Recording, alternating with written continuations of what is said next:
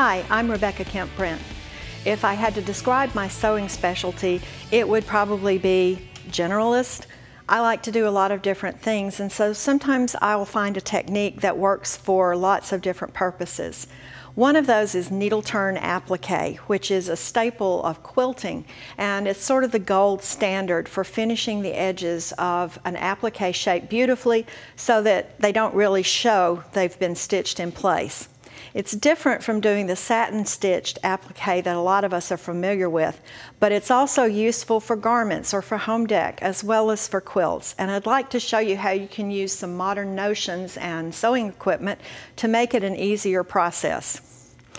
The notions that I'm going to be using, of course, thread. We always need to have good threads to use, and the possibilities here are pretty open, but transparent threads, the ones that are designed to be invisible, are often really useful for this technique. Or you can choose a fine thread. Sometimes those are made for paper piecing.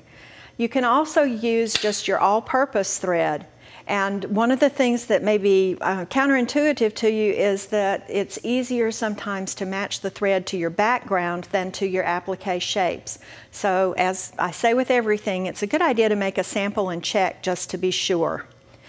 Then I'm going to use a couple of different kinds of stabilizer. This first one, and you'll notice both of the stabilizers I'm showing you today are in 8.5 by 11 sheets. This is great because it goes right through your printer, and instead of tracing a shape over and over again, you can just print it out. Or if you have a die cutting machine, then you have the possibility to cut them at the same time and skip the tracing altogether. This stabilizer is a partially water soluble. It feels kind of like a sheet of construction paper or rag paper, and when it's washed, the binder on it dissolves so that you still have just a very fine layer of fibers underneath your applique. You'll never even know they're there. The other stabilizer that I'm going to use is also 8.5 by 11, but this one is a completely water-soluble stabilizer with an adhesive on the back covered by a protective paper. And just so you know, if you make a mistake and you print this on the wrong side, not to worry. Just run it through your printer again, print it on the side you meant to in the first place, because when you use this, you're actually going to be separating those two layers. You just peel off the backing and stick that into place on your background fabric. This is a super way to transfer a design to fabric, and it works even with heavyweight or dark colored fabrics where transferring the design can be a real problem. The other notions that I need are a fabric glue stick, and I have a set of what are called pressing bars. These will not melt with your iron, even though they're plastic. And this little notion, which if you get manicures, you will recognize as a cuticle stick. But it's a great tool for us to use for this technique as well. I'm going to show you two different shapes that you can use, two different techniques to prepare these pieces for sewing, for your needle turn. And the first one, I'm using this sort of versatile little petal or leaf shape.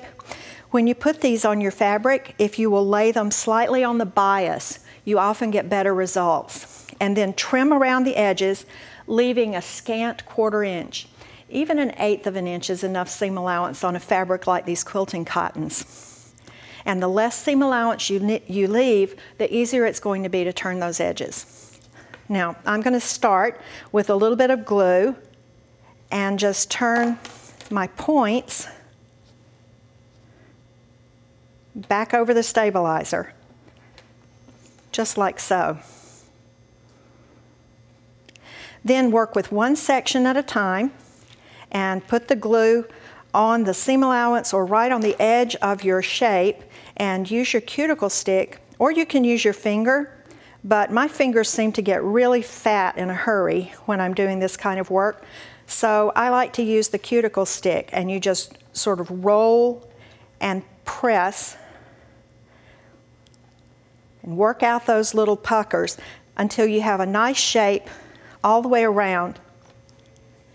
And then this is ready for you to applique. You can hit this with an iron, a warm iron, and that will dry the glue instantly for even more help in making sure everything stays set just the way you put it.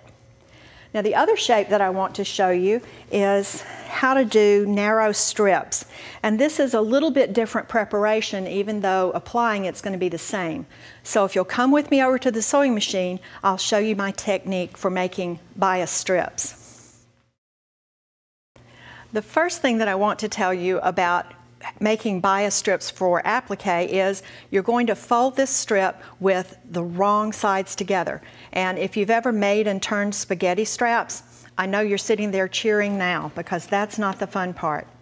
I'm using just a regular straight stitch, and you may be able to see that I have actually put my strip under the presser foot sort of backwards. So I have my raw edges to the left, not to the right the way they usually work. That's because I can change my needle position so that it's 1/4 of an inch away from the right edge and make sure that the tube that I'm sewing is 1/4 of an inch wide from the fold. Doesn't really matter how wide your seam allowances are. It's more important that you stay consistent from the fold.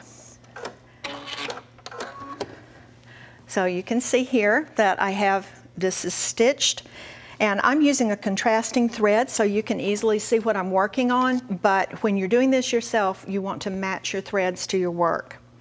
Now I'm going to trim those seam allowances and leave just a little tiny bit, about 1/16 of an inch. And don't worry that this will pull out later. It really isn't going to. So we're going to trim the whole piece, and I'm just going to call that a whole piece so I can show you the next step. This is where these pressing bars come into play, and this is just a super notion. It's so easy to do with, so hard to do without. You simply slip that in with your seam allowance more or less centered on the back, and then press. It doesn't matter if your seam allowance goes a little roughly on you, you're not going to see that. And when you need to slide the tube off, it actually seems to work better to push the tube instead of pulling it. And I like to just turn that over and give this one more pressing after I get the bar out, just to make absolutely sure that my tube is nicely turned. And because this is bias, it's going to be really easy to shape around curves as we work. So let me grab my background with the pattern on it, and my glue stick, and I have my prepared, I'm going to call this a stem. That's what I find myself calling it all the time, but of course it doesn't have to be a stem. And just work with a little bit at a time. Put some glue right on that seam allowance, and then position this right on top of the printed pattern that's on your stabilizer. When you're doing applique like this, you always want to work from the background to the foreground. So in this case, that means I'm putting the stem down first, and then after I have that stitched in place, I have my leaf and petal shapes that I can arrange. And if you lay these down and you think, well, I don't really like exactly the way I drew it, that's okay too, because the pattern's going to wash away completely, so if you decide to change it a little on the fly, you're still okay. I would probably go ahead, if this were a real project I was doing, and arrange the entire stem, but you can work one section at a time if that's easier for you, and especially if you're weaving over and under. So let's go to the machine and let me show you the stitch on the machine that's sort of the magic behind this. It's called an applique stitch, and it may not look like much, but it's perfectly engineered for this technique. So it's 4 stitches that move straight forward, and then you get 1 zigzag that jumps over to the side. And we're going to position that stitch so that the 4 stitches in a row fall right next to my applique shape. And the 1 little zigzag stitch actually goes into the applique itself. And you just practice enough that you become acquainted with the movement of the stitch. You can also shorten the stitch length or make it narrower so that it works a little bit better. I like about 1.2 for the length. That puts the zigzags a little closer together. And then you just stitch along. This is the same technique that you're going to use for any applique shape that you want to put down. And you can see, even though I'm using a contrasting thread, it doesn't show up much at all on my fabric. Just work from back to front. When you're finished, lift up the stabilizer, trim away a little bit of it, and then rinse the rest of it off, maybe leave it to soak overnight. And you'll be left with a beautiful needle turn applique that didn't involve hours and hours of handwork. I hope you'll enjoy it as much as I do.